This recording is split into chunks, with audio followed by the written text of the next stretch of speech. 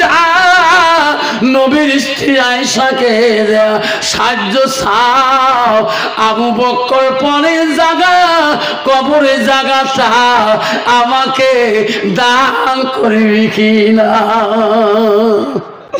মা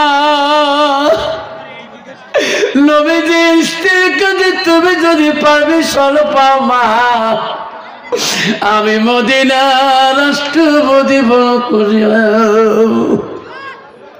আকাশের মালিক যে আল্লাহ, জমিনের মালিক সেই আল্লাহ, পড়লা ইলাহা। চন্দ্রের মালিক যে আল্লাহ, সূর্যের মালিক সেই আল্লাহ, পড়লা ইলাহা, পড়লা ইলাহা। জান্নাতের মালিক যে আল্লাহ, জাহান্নামের মালিক সেই আল্লাহ, পড়লা ইলাহা, লা ইলাহা ইল্লাল্লাহু মুহাম্মাদুর রাসূলুল্লাহ। মুহাম্মদ সাল্লাল্লাহু আলাইহি সাল্লাম। আব্বাজান বলেন জান্নাতের মালিক কে?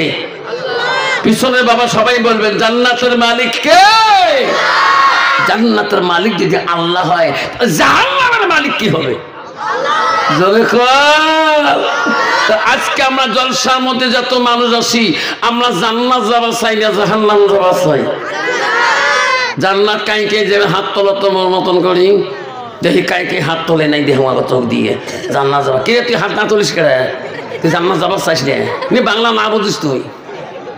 জানিস না এটা রহমতি ফেরেশতা হাজির আছে। আল্লাহ ফেরেশতারা ক্যামেরা করতেছে এখানে। এই ক্যামেরার মধ্যে মানুষ কত ফটো উঠতে চায়, কত সেলফি মারে, আছে না? আর তুই রহমতি ফেরেশতার হাত তো তুলিস, আল্লাহর কাছে রহমতি ফেরেশতা সেলফি করে নিয়ে গেছে। আল্লাহ দুপুর বেলায় কেরামতি মাদ্রাসার জলসা, বান্দা তোর কান্দি পাগল, আল্লাহ তোর মোহাব্বতে তোর বান্দা আল্লাহ হাত দিয়েছে জান্নাতের আশা। যেরকম সুবহানাল্লাহ। আব্বা জন আমার সোনা চাঁদরা সোনে রাখো বাবারা, পৃথিবীর সবচাইতে চারজন খলিফাতুল মুসলিমিন ছিল গো। এক নম্বর খলিফা ছিল হযরতে আবু বকর, দ্বিতীয় খলিফা ছিল হযরতে উমর, তৃতীয় খলিফা রাষ্ট্রপতি ছিল হযরতে উসমান গনি, চতুর্থ খলিফা ছিল হযরতে আলী। আই বন্ধু শুনে রাখো বাবা, এই চারজন শাসনকর্তা ভিতরে পৃথিবীর জমিনে, এই চারজনের মধ্যে সবচাইতে শাসন কঠোর আইন বেশি ছিল কার কাছে? হযরতে উমর খলিফাত সানি। এই চারজন খলিফার মধ্যে হযরত উমরের আইনগুলা বেশি করা ছিল। এই চারজন খলিফার ভিতরে সবচেয়ে কঠিন আইন ছিল হযরত উমরের। এত বড় কঠিন খলিফা ছিলেন, এনার কাছে কেউ যদি কথা বলতো, কেতাবে আছে, বেশি কথা উত্তর না দিয়ে তার তরবারটাকে ছাপ করে টানি বের করতো। এত বড় পাওয়ার ছিলেন হযরত উমর। রাস্তা দিয়ে হযরত খলিফাতুল মুসলিমিন সারা জাহানের খলিফা যে রাস্তা দিয়ে যেত, কেতাবে আছে সেই রাস্তায় 40 দিন পর্যন্ত শয়তান উঠতো না। যেরকম সুবহানাল্লাহ কবেন না? যেরকম সুবহানাল্লাহ কন্ত বাবা। আমার মতন মানুষ রাস্তা দিয়ে গেলে শয়তান পিছন থেকে দেখায়, দোস্ত থাকিস, ঠিক না? ঠিক। খলিফা মুসলিমিন মদিনার থেকে বাড়ি যাচ্ছিলেন। আসার পরে শোনেন, একজন মুসাফির তার বাড়িতে এক মেহমান আসিয়েছে। এভাবে দেখলাম মেহমান আসি ডাকতেছে, খলিফার সাথীরা বলছে একটু বসুন, আমার খলিফা আজকে মদিনার থেকে আসলেন। লোকটা বলছে ভাই রে, মদিনার রাষ্ট্রপতি দেখা করতে চাই, আজকে আসি নাই, 3 দিন পর্যন্ত আসি, ফিরিয়ে গেলাম, একটা দিন টাকা পাইলাম না, আজকে আমি বড় ভাগ্যবান। আজকে মদিনা রাষ্ট্রপতি বাড়িতে আছে, আমি তার সাথে একটা কথা বলতে চাই।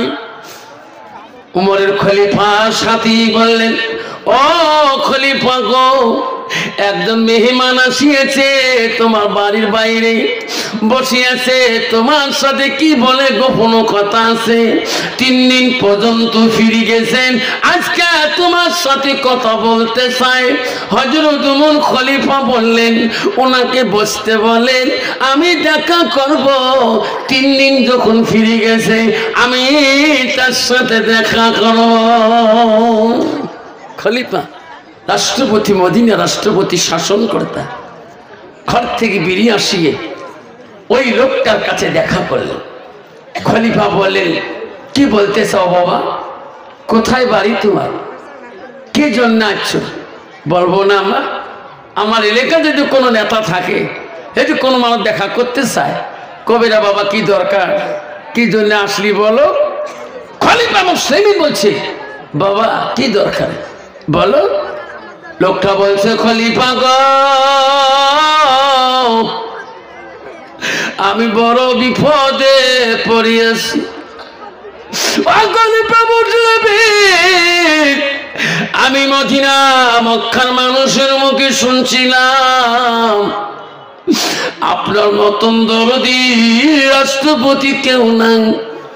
কোন গরিব মানুষ, কোন অসহায় মানুষ যদি আসে, তার কাছটা কি কেউ ফিরে যায় না। যেরকম সুবহানাল্লাহ, যেরকম সুবহানাল্লাহ। ও খলিফা গো, আমি বড় আশা করে আসছিলাম আমাকে ফিরিয়ে দিবেন না। আমি মানুষের মুখে শুনছি আপনি গরিবের বড় দরদি। খলিফা উমর বলেন, ব্যথা রে, তোমার পরিচয় দাও। তখন লোকটা বলল, খলিফা আমি একজন বিদিন ছিলাম, আমি লেহান্দা যুদ্ধ, ইসলামের যুদ্ধের সময় আমি ইসলামের ওই মুসলমানের কাছে আমি বন্দী হয়েছিলাম। ও খলিফা, আমাকে তোমার একজন সাথী সাহাবী, তার নাম মুবারক, আমাকে গোলাম হিসাবে বাজার থেকে খরিদ করে আনে। খলিফা গো, যেদিন থেকে মুবারকের গোলাম হয়েছি আমি থাকতে পারি না ওনার কাছে। ও খলিফা, প্রতিদিন 200 দিরহাম করে টাকা দেওয়া হয়, এখনো বলে আমার ঋণ শোধ হয় নাই। দয়া করে আমাকে ওনার কাছ থেকে মুক্ত করিয়া দাও। খলিফা, আপনার কাছে এই আবেদন তো করতে আসলাম। হযরত ওমর বলল, ব্যথা, তুমি প্রতিদিন 200 দিরহাম টাকা দাও, তোমার ইনকাম কি, ইনকাম ফ্যাসিলিটি কি বলো। তখন বলছো, খলিফা আমার জীবনের 3টা ইনকাম ফ্যাসিলিটি আছে, জীবনে কাম করতে পারি কি। খলিফা গো, আমার জীবনে 1 নম্বর ইনকাম হলো আমি একজন কামার, আমি লোহাকে গলে অস্ত্র বানাইতে পারি। তা কি বলে কামার? কি বলে কামার? আমরা যাই না, বাসন টাসন ধরি যাই না, কত ভেকড়া কাশি বুড়ে বাসন আগুন ঢুকি দিয়ে একেবারে ছাতি টানে 3 ডাঙে চলাচল করে, ঠিক না বেঠি? বলছে, খলিফা আমার জীবনের প্রথম কাম হলো আমি কামার। দ্বিতীয় কাম কি? ও খলিফা গো, আমার জীবনের দ্বিতীয় কাম হলো আমি সুতা বানাইতে পারি। সুতা আমি নিজেই তৈরি করতে পারি। আমার ওখানে আছে, দেখতে চান, খাদি বোর্ড, সরকারি খাদি বোর্ড, ওখানে পোকা দেয়, পোকা দিয়ে সুতাগুলো বাড়ি করে। 3 নম্বর কাম কি? ও খলিফা, আমার দ্বিতীয় কাম হলো আমি একজন আর্টম্যান, আমি মানুষের ছবি আঁকাইতে পারি। একটা মানুষকে দেখলে আমি আর্টিং বানাইতে আর্ট করতে পারি। এই তিনটে জীবনের কর্ম দিয়ে আমি মোবারকের ঋণ শোধ করি গো খলিফা। আপনি দয়া করি আমাকে তার কাছে মুক্ত করে দাও। আমার আর সহ্য হয় না তার গোলাম হয়ে থাকা। হযরত উমর বলল, এ বেটা তোর নামটা কি, বলবে কি? তখন লোকটা বলল, ও মদিনার রাষ্ট্রপতি খলিফা মুসলিমিন, আমার নাম শুনতে চান? কলে হ্যাঁ, আমার নাম হলো আবু লুলু। খেয়াল থাকবে, আবু লুলু। খলিফা বলে, আবু লুলু রে, আমি মানুষের মুখে শুনছিলাম তুমি বলে একটা উচ্চ জাতের শিল্প, তুমি বলে আকাশে উড়া কল বানাইতে পারো। আমি খলিফা ওমর, যত টাকা দিরহাম লাগে আমি তো দিয়ে দেব আবু লুলু। আমি হলাম মদিনার রাষ্ট্রপতি, আমার নাম হযরত ওমর। আমি মুবারকের কাছ থেকে তোকে মুক্ত করে দেব, তার আগে আমার আকাশে উড়া কলটা বানায়া দাও। আবু লুলুল বলো, সর্বনাশ, একটা আকাশে উড়ে একটা কল তৈরি করলে কয়েক বছরের দরকার। এই কোন শক্ত আমাকে দেয়, আমি একদিনে থাকতে বাইনে, এখন ওরা আকাশে উড়ে কল বানিয়ে দিতে হবে, তারপরে মুক্ত করে দিবে। এটি হলো খলিফার সহায়। তখন বলছে, খলিফা রাষ্ট্রপতি, আমি তোমার কাছে আর সহায়তা হয় না। খলিফা রাষ্ট্রপতি বললেন, বাবা তুমি আমার জন্য আকাশে একটা কল বানিয়ে দাও, তো যত টাকা লাগে, যত দিরহাম লাগে আমি তো দিয়ে দেবো। আবু লুলু মনে মনে কয়, তো আকাশে কল বানিয়েও দেন না, তোর কাছে বই মুক্ত চান না। মনে মনে খলিফা রাষ্ট্রপতির কাছ থেকে আবু লুলুল যার কয়, আমি মানুষের মুখে শুনছিলাম মদিনা রাষ্ট্রপতি এত করা, তার কাছে কথা ধরে বললে তাই তরোয়াল ধরে, তার কাল্লাটা দুসেট করে দেয়। আমি আবু লুলুল প্রতিশ্রুতি করলাম, আমি একদিন যদি সুযোগ মতন পাই আমি রাষ্ট্রপতিকে ছাড়ব না। আব্বা কথা বলবেন না, খুব তফসিরটা ধ্যান দিয়ে শুনবেন। আবু লুলুল চলে গেল, মনে দুঃখ থাকি গেল, যার জন্য আসিল কাজ হলো না। ঠিক না বেটি? আবু লুলুল রাগ করে যায়, বলে মদিনা রাষ্ট্রপতি একদিন হলো আমি তোর পিছন ছাড়ব না। তুমি মদিনার কত বড় বীর, আমি আবু লুলুল দেন হঠাৎ একদিন আবু লুলুল বেঈমান মুসলমানের সুরত নিয়ে, নামাজের সুরত নিয়ে ওই মসজিদে এসেছে নামাজ পড়তে, যে মসজিদে মদিনার রাষ্ট্রপতি হযরত ওমর ইমামতি করে। আব্বা ফজরের নামাজের প্রথম কাতারে আবু লুলু বসে আছে।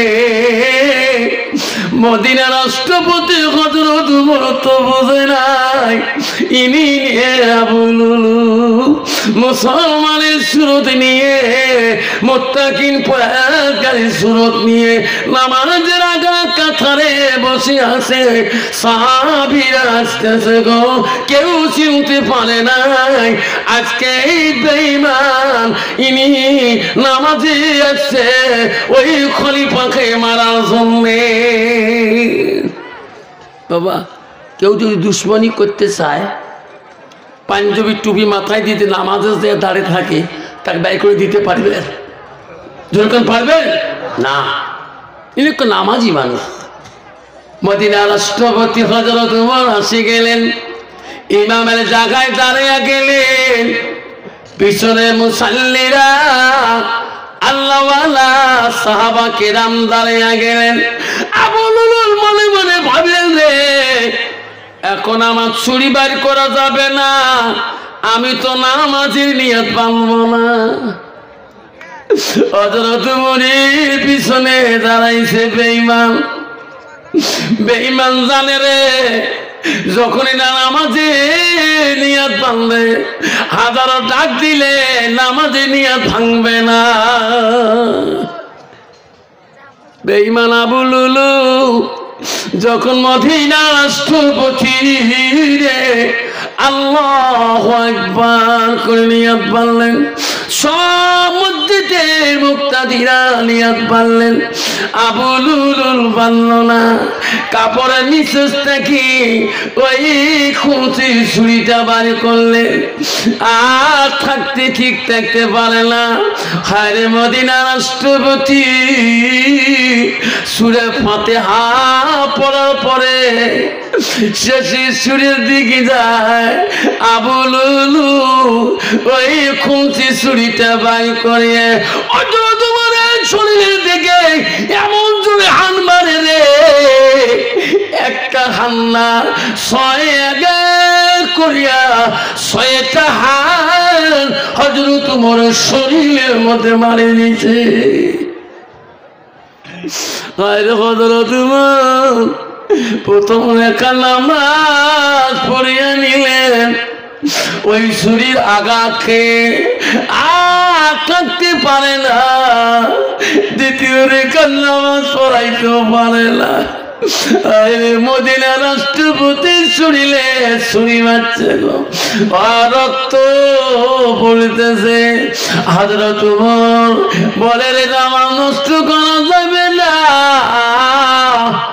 মদিনা রাষ্ট্রপতির পিছনে একজন সাহাবী ছিল গো, তার নাম ছিল আব্দুর রহমান বিন আওফ। ও আব্দুল বিন আওফ রে, আয় তুমি দ্বিতীয় রেখার নামাজটা পড়িয়া দাও। আব্দুল বিন আওফ নামাজ দ্বিতীয় রেখার নামাজে ইমাম সাজিয়ে সূরা মিলিয়ে যখন পড়ায়া তাড়াতাড়ি নামাজটা শেষ করে দিবে, মদিনা রাষ্ট্রপতি গো নামাজের কাতার থেকে বিড়ি ধারাম করি মসজিদের বারান্দায় পড়ে গেলে রক্ত রক্তিত হয়ে গেছে গো। হায় রে, মদিনা রাষ্ট্রপতি কান্দে। আবু লুলু বেঈমান, কতগুলা মুসলমান সাহাবীরা মরণকে ভয় করে নাই, কতগুলা পালাইছে আর কতগুলা ওনাকে ধরে ফলাইছে। আবু লুলু ভাবলো আমার তো এনারা জিন্দা রাখবে না, সঙ্গে সঙ্গে আবু লুলু নিজের ছুরিটা দিয়া নিজে ক্ষত হয়ে গেলে। জানে আমি যদি জিন্দা থাকি এনারা আমাকে এত কষ্ট দিবে, নিজের খুঁচি দিয়ে নিজের ছুরি দিয়ে আবু লুলুল বেঈমান কাফের নিজেই শেষ হয়ে গেছে। হযরত ওমর যখন বারান্দায় পড়ে রইলেন, রক্তে রক্ত তো বসে গেলে সাহাবীরা কান্দে করে নিয়ে বাড়ি মুখে হলে রাষ্ট্রপতির বাড়ি। হযরত ওমরের বড় ছেলের নাম হলো আব্দুল্লাহ। আব্দুল্লাহ খবর পেলেন, কে আব্দুল্লাহ আজকে কেড়ে কান্দা কাঁদি কিসের, মসজিদের দিকে দেখাও। আব্দুল্লাহ মদিনা রাষ্ট্রপতির বড় বেটা গো, বাড়ি থেকে বিড়ি দেখে ওই মদিনা রাষ্ট্রপতি চারজনে ঘাড়ে করে নিয়ে আসতেছে। আব্দুল্লাহ দৌড়ে যায়, কার কি হলো রে? দৌড়ি দিয়ে দেখে তার আব্বাকে সাহাবা কিরাম ঘাড়ে করে নিয়ে বাড়ি দিকে আসতেছে। আব্দুল্লাহ ডাক মার, আব্বা গো মদিনার এমন দুশ্মন নাই গো আব্বা তোমার শরীরে আঘাত করা। আজকে কে গো তোমার আঘাত করলো গো? আব্দুল্লাহ কান্দে রে। মদিনার রাষ্ট্রপতি হযরত ওমরকে বাড়িতে নিজে শুয়ে থল গো। সাহাবারা কান্দে, বাড়ির সবাই কান্দে গো। আব্দুল্লাহ বড় ছেলে বাবার মুখের কাছে বলে কান্দে, আব্বা বাড়িতে আসলে না তুমি আব্দুল্লাহ আব্দুল্লাহ করো। আব্বা তুমি একবার আব্দুল্লাহকে ডাকাও। আব্বা তুমি চোখ মেলি দেখো না কেন? আব্বা আমি তোমার বড় ছেলে আব্দুল্লাহ ডাকতেছি। আব্দুল্লাহ দেখে রে, বা চোখ মেলি দেখে না। আব্দুল্লাহ অস্থির হয়ে গেল রে, আর থাকতে পারে না রে। দৌড়ি গেলেন একজন বিজ্ঞ চিকিৎসকের কাছে, যে বলো চিকিৎসক কবিরাজ বাবু আমার বাড়িতে যাওয়া লাগে। কেন? আমার আব্বা সুস্থ, আমার আব্বাকে চিকিৎসা করা লাগে। আব্দুল্লাহ চোখের পানি দেখে বিজ্ঞ চিকিৎসক জ্ঞানী চিকিৎসক বলো, আব্দুল্লাহ রে কান্দিস না বাবা, আমি একজন চিকিৎসক পণ্ডিত, মানুষের চিকিৎসা করি। আরে অত জ্ঞানী চিকিৎসকটা আসিয়া গেলেন। আসি বলল, আব্দুল্লাহ রে বাবা কান্দিস না, আমি তোর আব্বা এখন চিকিৎসা শুরু করে দাও। এই আব্দুল্লাহ যা যা তাড়াতাড়ি ঘর থেকে তুমি এক গ্লাস দুধ নিয়ে আসো। আব্দুল্লাহ আনিয়ে দুধ গ্লাস আনিয়া তোমার বাবা মুখের মধ্যে পান করে দাও। আব্দুল্লাহ ঘরের ভিতরে যে এক গ্লাস দুধ নিয়ে আসে, বাবাকে বলল আব্বা পান করেন। আব্বা তো কথা বলে না। আব্দুল্লাহ রে তোমার বাবা মুখে দুধ ঢালি দে রে আব্দুল্লাহ। আব্দুল্লাহ বাবা কি মায়া, আব্বার কি মায়া গো। দুধের গেলাসটা মদিনা রাষ্ট্রপতির মুখে দুধ ঢালে আর কানলে দুধ ভিতরে যায়। ওই কবিরা বিজ্ঞ বলে, আব্দুল্লাহ ভাই তোমার আব্বাকে আমি চিকিৎসা করতে পারলাম না কেন? আব্দুল্লাহ তুমি মুখ দিয়ে দুধ দিতেছ, দেখো তোমার বাবা যেদিকে ছুরি লাগছে রে সেই দিকে দুধে ছড়াগুলো বেড়াতেছে।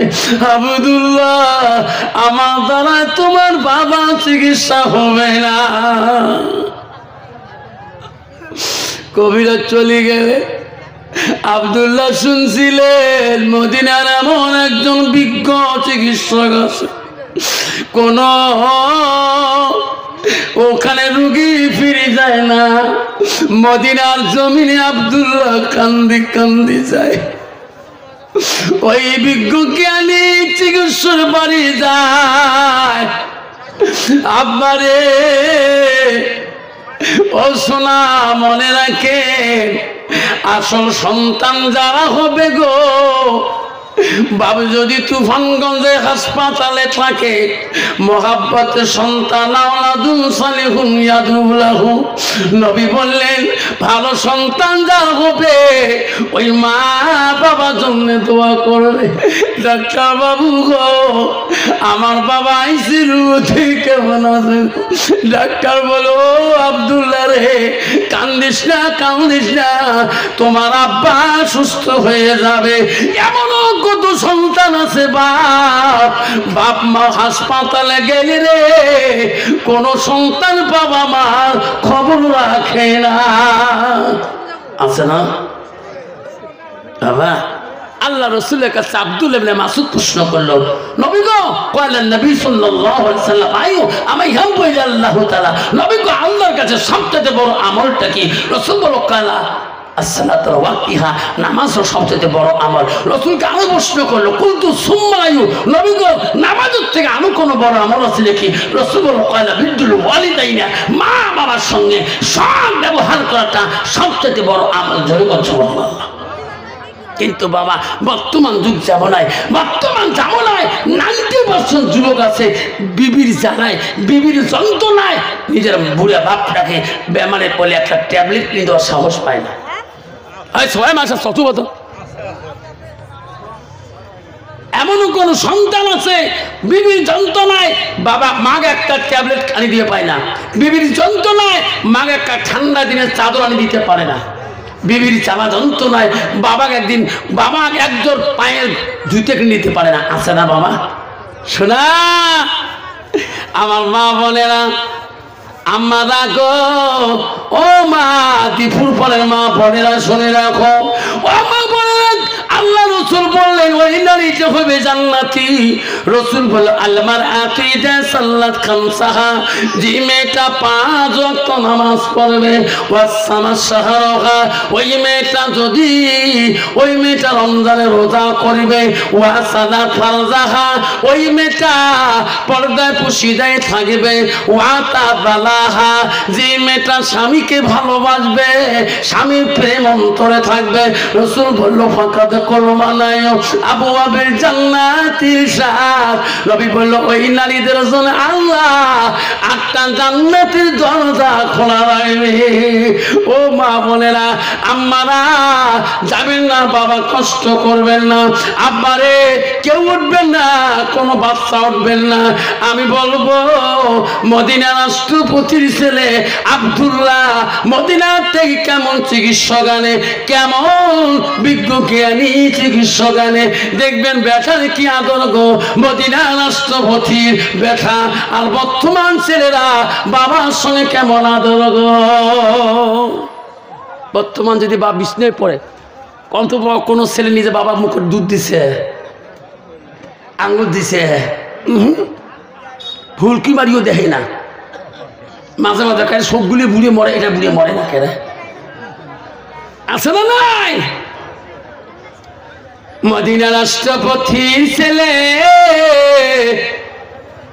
হরে আব্দুল্লাহ মদিনায় গেল, তুফানগঞ্জ ডাক্তার যদি না পায়, কুচবিহার নার্সিং এ নেয়, শুভম হাসপাতালে নার্সিং এ নেয়, আব্বা জয়লক্ষ্মী দিনে সিলেতে কেনায়, ইনারা যখন সালেন্ডার হয়ে যায় শিলিগুড়ি পাঠায়, শিলিগুড়ির থেকে বাঙ্গালোর থেকে বিভিন্ন রাজ্যে ওই ডাক্তার গুলো রেফার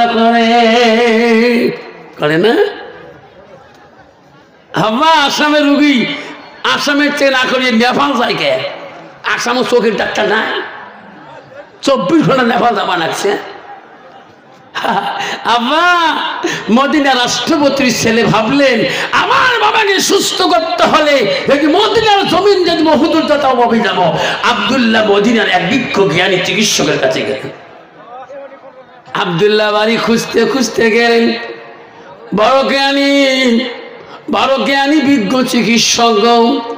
আব্দুল্লাহ বাড়ি পেয়া কান্দে। মদিনার চিকিৎসক বলে ও বাবা কান্দো কেন? তোমার বাবার নাম কি? তোমার বাড়ি কোথায়?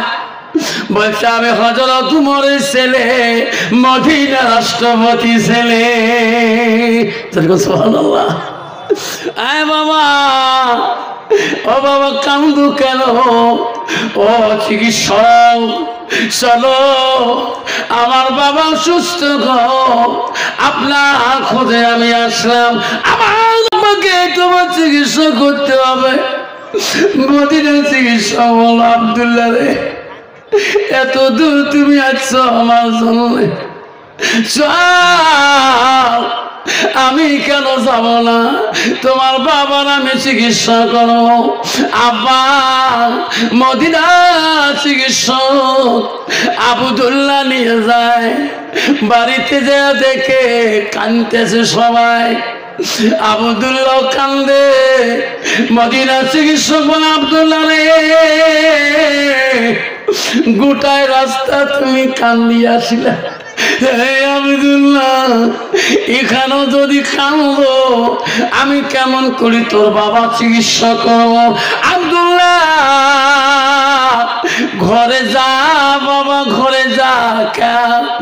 ঘরতে যায়া এক গিলাস তুমি আঙ্গুরের রস বানিয়ে আনি দাও, আমি তোমার বাবা চিকিৎসা শুরু করে দেব।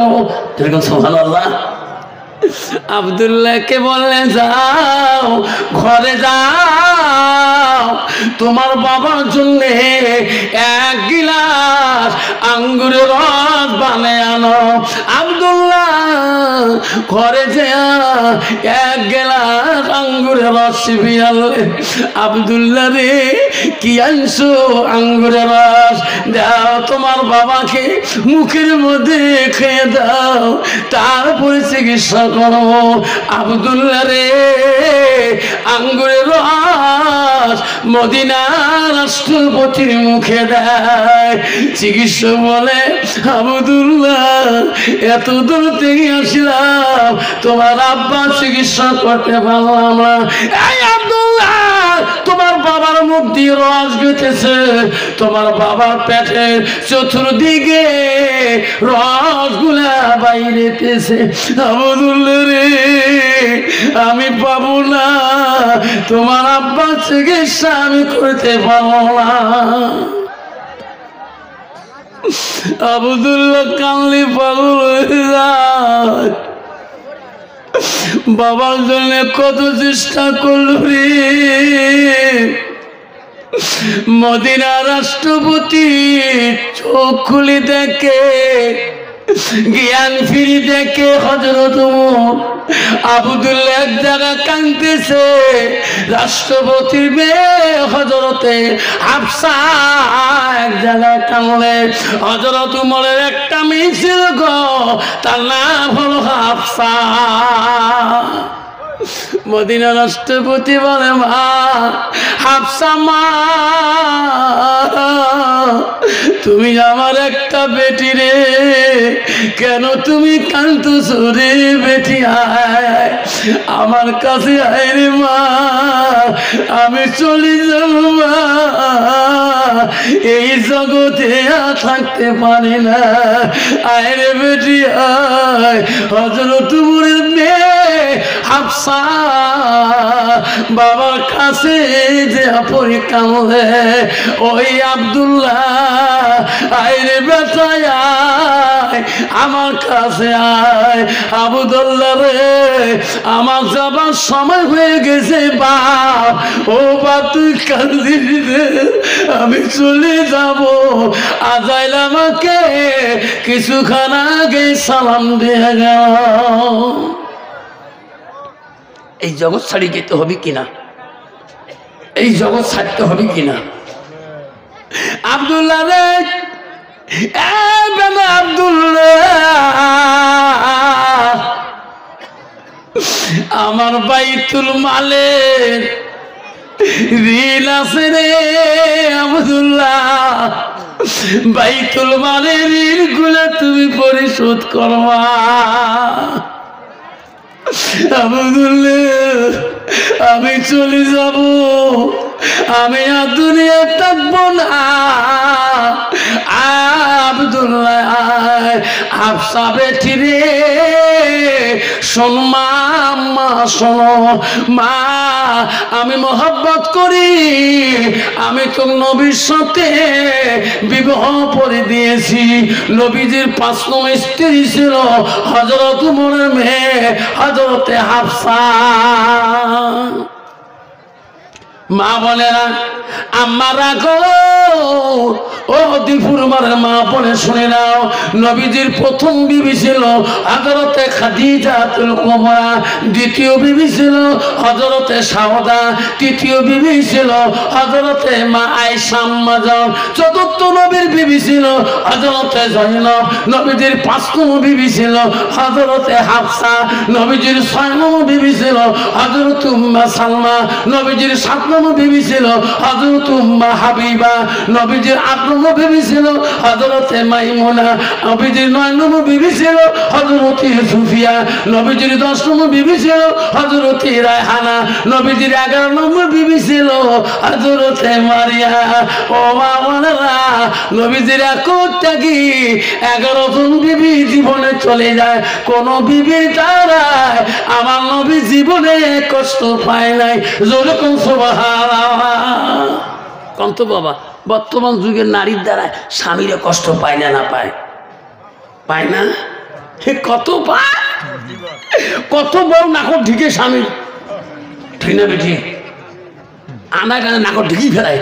বউ কষি আফসার মাল নাচছে, বউ ওই দেখো নাকড় ঢিকে কথা তুলছে, বলছে সাঁত করে উঠছে, ইয়ে কি করছো না কথা যে মানে কি মোর বিলাস জানে নাই, এই এমন করছো কিনকিনেটা যে নাকড় নাচছে, নাক ফাড়ি অত গেল গেলে করে। বউ তুই কোষ এলে ওর শরীর কলজাকে ধাক ধাক করে। বউ তুই কোষ কে ওই মাঝে মাঝে ঢিকি ফেলেছ না বাবা? কত মেয়ে আছে বাবা স্বামী ঢিকে ঘুরিয়ে। সত্য কথা কত বাবা, কোনো মানুষ যদি বউ যদি নাকে ডাকে ঢিকি ফেলায়, ঠেঙা দিয়ে ডাঙিয়ে ফেলায় বা ক্ষমতা দিয়ে ডাঙিয়ে ফেলায়, ওই যে কালীবাড়ি কবে এমন বউ ডাঙাইছে? যখন কবে না বাবা, মুশকিল জামানা বাবা। নারী জাতি বিষম জাতি, যদি নারী না হয় এলেমের হতি, ঠিক না বেঠি? আল্লাহ রাসূল বললো হয়তো ওই মেয়েটার ভিতরে আল্লাহর কোরআন থাকতো, নবীর হাদিস থাকতো, ওই মেয়েটা কোনোদিন স্বামীর সাথে অহংকার করতো না। মা বললো শুনি রাখেন মা, আম্মারা শুনি রাখেন, রাসূলের স্ত্রী 3 নম্বর ছিলেন কে? হযরতে মা আয়েশা সিদ্দিকা আম্মা জান। জোরে বলুন সুবহানাল্লাহ। মা হযরতে মা আয়েশা সিদ্দিকা কি ছিল? মদিনার প্রথম রাষ্ট্রপতির মেয়ে। হযরত আবু বকরের মেয়ে ছিল। মা আবু বকর 2টা মেয়ে ছিল। 1 নম্বর মেয়ে ছিল হযরতে আসমা, আর 2 নম্বর মেয়ে ছিল হযরতে আয়েশা সিদ্দিকা। ও মা হযরতে আয়েশা ছিল কোরআনের হাফেজা। যেরকম সুবহানাল্লাহ, যেরকম সুবহানাল্লাহ। আর বর্তমান যুগের নারী হয়েছে ঝগড়ির হাফেজা, ঠিক না বেঠি? হ্যাঁ, কি ঝগড়া করে বাপ, স্বামী কালা করতে করতে কানটু গোলাম পর্যন্ত কয়, কয় না? এই স্যার পাকা দেবো পাগলাটা বাবা। মা যদি ভালো হয় মেয়ে ভালো হবে, মেয়ে যদি ভালো হয় রে বা ভালো হবে, মাস্টার যদি ভালো হয় ছাত্র ভালো হবে, ছাত্র যদি ভালো হয় রে মাস্টার ভালো হবে, ইডি যদি ভালো হয় ফার্মা ভালো হবে, ফার্মা যদি ভালো হয় রে ইডি ভালো হবে। এমন জাতের কসুম আছে অল্প জালে সিদ্ধ হয়, এমন জাতের মেয়ে আছে অল্প কথায় বুঝিয়া পায়, এমন জাতের কচু আছে অল্প জালে সাজে না, এমন জাতের মেয়ে আছে অল্প কথায় বোঝে না। বা ভালো তা ছেলে ভালো, মা ভালো তা জি, গাই ভালো তা বাছুর ভালো, দুধ ভালো তা ঘি। যেরকম ঠিক না বিঠে বাবা? নারীকে বিয়ে করো, নারীর গুণ দেখে বিয়ে করো, তাহলে জীবনে শান্তি পাবা। এক ব্যাপার চিকিৎসা করিবার গেছে, কোনো ডাক্তারের চিকিৎসা পায় না, লাস্ট হচ্ছে চীন থেকে চায়না থাকিয়ে সব দেশে তাকে শুনছে যে কুচবিহারে বড় ডাক্তার আছে ওই রোগের, যে আগর সিরিয়াল নম্বর নিচ্ছে, যে 1 নম্বর টোকন নিয়ে ডাক্তার যেই গেছে, যে কইছে স্যার কোনো দেশে বাকি তুলুন না স্যার, সব ডাক্তার খালি ভিজিট নেয় আর খাই, একটা রোগ ভালো করে পায় নাই। ডাক্তারকে যাই বেটা তো রোগ কি কম? স্যার মোর রোগ হয়েছে মোর বউয়ের সাথে বনে না। কি করছে স্যার? মনে মনে করে মোরও তো এই বেমার, মোর বউ হচ্ছে চোখের ডাক্তার, মুই হচ্ছে হার্টের ডাক্তার, মোর বউ থেকে 3 তলা মুই থাকুন 9 তলা, বেমার হইলে না হয় বাবারে। টাকা পাওয়া যায়, কোটি টাকার মালিক হওয়া যায়, ওই স্বামী স্ত্রী যদি মা বোনেরা শুনে রাখো, স্বামী স্ত্রী যদি ভালোবাসা না থাকে, কোটি টাকা ঘর থাকলে শান্তি পাবে না। শান্তি পাবে না। আব্বা আমার মা বোনেরা শুনে রাখো, আমা গো নবীজি স্ত্রী মা আয়েশা বাড়িতে আসলে আয়েশা অস্থির হয়ে গেত। কিতাবে আছে নবী খানা তাড়াতাড়ি আয়েশা দিত, নবী আয়েশার সাথে আয়েশা খানা দিত। আমার নবী খানা খায়, নবী নাই বলতি রে আয়েশা নবীর সাথে খানা খায়, আয়েশা গোছ দেয়, নবীর পাতের গোছগুলা আয়েশা আম্মা আগে খেয়ে নেয়, খাওয়ার পরে হাড্ডিগুলো রেখে দেয়। আমার রাসূলুল্লাহ আমার নবী রে আয়েশা কুসকোয়া হাড্ডিগুলা কামড়া হাড্ডিগুলা রাসূলুল্লাহ চুষি চুষি রস খায়। আয়েশা দিকে পানি খায়, ছোট লাগে, আমার নবী সেই দিকে পানি খায়। হযরতে মায়েশা বলে নবী গো আমি গুছকে শেষ করে দিলাম, হাড্ডিগুলো রেখে দিলাম, ওগো নবী আমার কামড়া হাড্ডিগুলা কেন খালেন? ওগো নবী আমি যেদিকে পানি পান করলাম আপনি সেই দিকে কেন পানি পান করলেন? নবী বলছে আয়েশা রে তোমার কামড়া হাড্ডি যদি আমি নবী খাই, আমার কামড়া হাড্ডি যদি তুমি আয়েশা খাও, আমার আইটা পানি যদি তুমি খাও, আমার পানি যদি তোমার পানি যদি আমি রাসূল খাই, আয়েশা আল্লাহ দরবারে সেই হাড্ডি সেই পানি রহমতের পানি হয়ে যায়, রহমতের হাড্ডি হয়ে যায়। দুনিয়ার মুখে আমার উম্মত উম্মতিরা স্বামী স্ত্রী আমার মতন করে খাবে, আমি রাসূলুল্লাহ খুশি হয়ে গেলাম। সুবহানাল্লাহ। কন্ত বাবা বর্তমান যুগের নারী স্বামীর কোনদিন আইটে বস্তু খায় খাবে, খালি ভাত ছাড়ি দেখিস, বেশি ভাত দেন না তো, কুরবানি গোস্ত দেখার বারে বারে ভাত না, কাল ছাদ ছাড়েন নাই, কুত্তে খক নাই, ঠিক না বেটি? তারপর বউ ওগুলো কষকে তা তুই খাস রে তা মুই না বাবা যে খনি খায় চালা চালা মুখগুলা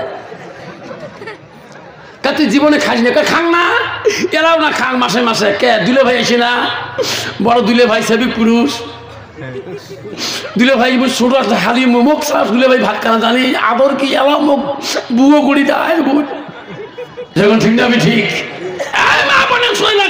তোমার স্বামী ব্যতীত যদি কোনো পুরুষের সাথে খানা খাও, ওই দিনকে খানা তোর জন্য খাস হারাম খানা, খাস হারাম খানা খাও, খাস গু খায় খায়।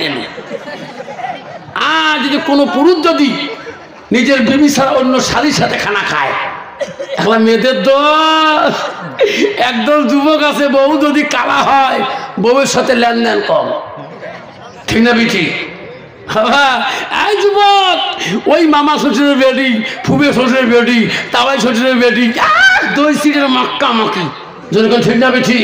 এই যুবক মনে রাখিস তোর বিবি ছাড়া যদি কোনো মেয়েদের সাথে খানা খায়, ওই দিন তোর জন্য খানাটা খাস হারাম, খাস হারাম, খালু সেই খালু। আর যদি বিবির সাথে খানা খাস একটা করে শূন্য জিন্দা হবে, যেরকম সুবহানাল্লাহ, যেরকম সুবহানাল্লাহ, একটা করে সুন্নতের কত বড় দাম। আর যদি বিবির সাথে খানা খান তাহলে মোহাম্মত বেশি পাইতে হবে। আল্লাহ বলো বাবা হযরত খলিফাতুল মুসলিমিন ছেলে আব্দুল্লাহকে ডাক মারলো, মেয়েকে ডাক মারলো হাফসা, আব্দুল্লাহ রে আমি তো মদিনা থেকে বিদায় নিয়ে চলে যাব, আজকে আমার জন্য তুমি একজনের কাছে সাহায্যের জন্য যা। হাফসা গো বেটি তুমি আমার পক্ষ হয়ে একজনের কাছে তুমি সাহায্যের জন্য যা। মদিনা রাষ্ট্রপতি মেয়ে বলে আব্বা তুমি মদিনা রাষ্ট্রপতি গো, আমি একজন রাষ্ট্রপতির মেয়ে হয়ে কার কাছে সাহায্য আনতে যাবো? কইছে বেটি রে বেটা আব্দুল্লাহ তোমরা যত খান তার কাছে সাহায্য আনবেন না, অতক্ষণ আমি তোমার অপেক্ষা হয়ে যাবো। হযরত হাফসা বলে আব্বা গো কার কাছে সাহায্য আনবো? আপনি মদিনা রাষ্ট্রপতি, আমি হলাম মদিনা রাষ্ট্রপতির মেয়ে। তখন ওমর খলিফা বলেছে এ হাফসা বিশ্ব নবী রাসূলুল্লাহ স্ত্রী মা আয়েশার কাছে যাও, আয়েশার কাছে সাহায্য চাও। হযরত হাফসা বলো আব্বা, হাফসা বলো আব্বা কিসের সাহায্য চাবো? কইছে বেটি রে আমি রাষ্ট্রপতি হইতে পারি রে। ওই মা আয়েশাকে বলি গো নবীজি যেখানে শুয়ে আছে, যে জায়গায় কবর হয়েছে, নবীর পরে আয়েশার আব্বা আবু বকরের কবর হয়েছে। ও হাফসা রে, আবু বকরের পরে জায়গাটা খালি হয়ে আছে। এ বেটি, বেটি যা নবীর স্ত্রী আয়েশাকে সাহায্য চাও, আবু বকর পরে জায়গা কবরে জায়গাটা আমাকে দান করবি কিনা। মা, নবীজির স্ত্রীকে তুমি যদি পারবি স্বল্পা মা, আমি মদিনা রাষ্ট্রপতি বড় করি। হযরতে হাফসা নবীজি স্ত্রী আয়েশা আম্মা জনের কাছে যায়। আয়েশা বলে, হাফসা রে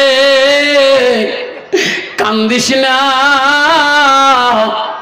আমার মহব্বতের আব্বা কবরে চলে গেছে রে, তোর আব্বা একদিন কবরে যাবে, কান্দিস কা। হাফসা বলছে, ও বলবো তুমি হলো নবীজির 3 নম্বর বিবি, আমি হলাম নবীজি 5 নম্বর বিবি। ও আয়েশা বল, আমার নবী যেখানে ঘুমাইছে, আমার নবীর পরে তোমার আব্বা ঘুমাইছে। ওরে বল, ওই তোমার আব্বার পরে কেউ ঘুমায় নাই, মাটিটা কবর খালটা বাকি আছে।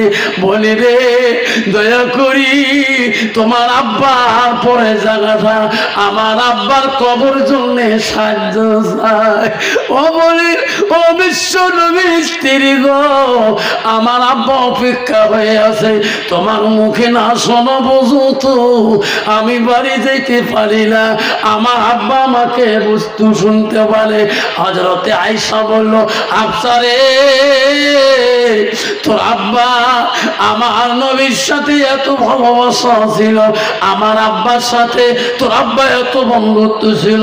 যা যা হাফসা, আমি আয়েশা আমি কথা দিলাম, আমার আশা ছিল রে আমার নবীর কবরের পরে আমার আব্বা শুয়ে আছে, আব্বার পরে আমি শুইতাম, আমার কবরটা 3 নম্বর হইতো। হাফসা যা যা, তোর কথা আমি ফেলে দিতে পারি না রে হাফসা, যা যা। আমি নবীর স্ত্রী আয়েশা অর্ডার দিয়ে দিলাম, আমার আব্বার পরে আবু বকর পরে 3 নম্বর কবরটার মাটি আমি নবীর স্ত্রী আয়েশা তোমার আব্বার জন্য ওটা দান করে দিয়ে দিলাম। নাই দেখবেন আব্বা আমার শোনা চালে, ও মামা রসুল বললো, ইজা মাতালেন সালো ইয়ালকাতালু আমালাহু ইল্লা মিন সালাসাতিন। নবী বলল, মানুষের মৃত্যুর পরে মানুষের সৎ আমলগুলা, নেক আমলগুলা কবরে গেলে বন্ধ হয়ে যায়, ইল্লা মিন সালাসাতিন। নবী বলল, 3টা আমল কবরবাসীর বন্ধ হয় না।